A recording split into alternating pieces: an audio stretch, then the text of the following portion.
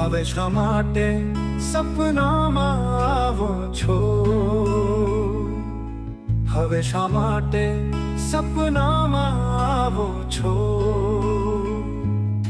જ્યારે આપણે એક જ સ્કૂલમાં હતા, ત્યારે તો નજીક પણ ના આવતી,